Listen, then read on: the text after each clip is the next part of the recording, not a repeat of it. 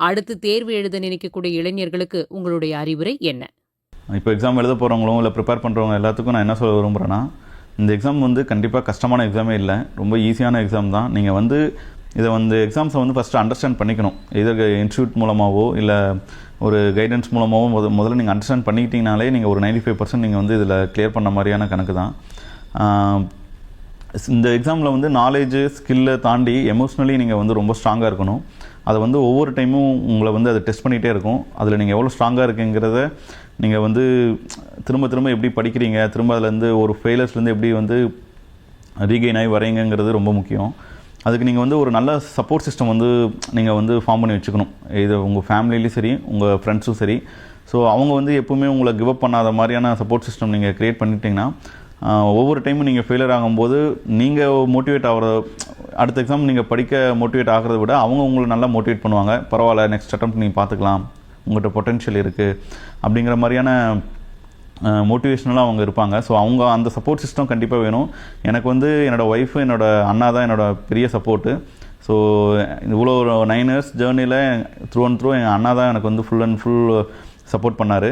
After marriage வந்து நான் ஒரு எக்ஸாம் ப்ரிப்பேர் பண்ணுறதுக்கு எப்படி என்னோடய ஒய்ஃபாக இருக்கட்டும், ஒய்ஃப் ஃபேமிலியாக இருக்கட்டும், அவங்களும் வந்து ரொம்ப சப்போர்ட் பண்ணாங்க.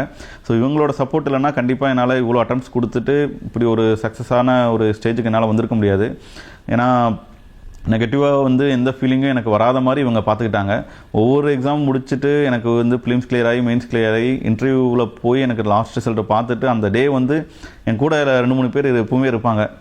பரவாயில்ல விடு, பார்த்துக்கலாம், நெக்ஸ்ட் அட்டெம்ப்டில் இது பண்ணிக்கலாம் அப்படின்னு சொல்லிட்டு. ஏன்னா கண்டிப்பாக ரொம்ப கஷ்டமான சுச்சுவேஷன் தான் அது. அப்போ வந்து உங்களுக்கு நல்ல ஒரு சப்போர்ட் சிஸ்டம் இருந்தால் தான் வந்து உங்களால் அடுத்தடுத்து திரும்ப படிக்க முடியும்.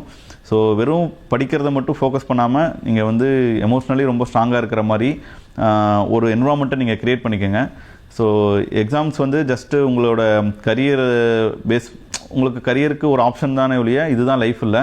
ஸோ நான் வந்து என்னோடய ஒர்க்கு கரியரும் தனியாக பார்த்துட்டு இருந்தேன், எக்ஸாம்ஸும் தனியாக பார்த்துட்டு இருந்தேன், ஃபேமிலியும் மேரேஜும். நான் வந்து அப்போ எனக்கு 2021 ஜாபும் இல்லை, பட் ஆனால் நான் மேரேஜும் பண்ணிட்டேன். ஸோ நான் நிறைய பேர் இந்த மாதிரி போட்டு எதுவும் குழப்பிக்க வேணாம். எல்லோரும் தனித்தனி பார்ட்டு. இது வந்து one of the exams prepare பண்ணுறது ஒன் ஆஃப் த பார்ட் உங்களோட லைஃப்பில். ஸோ இதுதான் லைஃபுங்கிற மாதிரியான ப்ரெஷர் வந்து நீங்களே உங்களுக்குள்ளே போட்டுக்காதீங்க. ஸோ இது கிளியராக இருங்க. நீங்கள் வந்து எக்ஸாம்ஸ் வந்து நம்ம பண்ணுறோம், கிளியர் பண்ணால் நம்ம அடுத்த ஜாப் போகிறோம், இல்லாட்டி நமக்கு வேறு கரியர் ஆப்ஷன் இருக்கும் அப்படிங்கிற மாதிரி மைண்ட் செட்டுக்கு வந்தீங்கன்னா உங்களுக்கு பாதி ப்ரெஷர் இருக்காது. இந்த ப்ரெஷர் இல்லாமல் நீங்கள் படிக்கிறப்போ கண்டிப்பாக உங்களால் எக்ஸாம்ஸ் கிளியர் பண்ண முடியும்.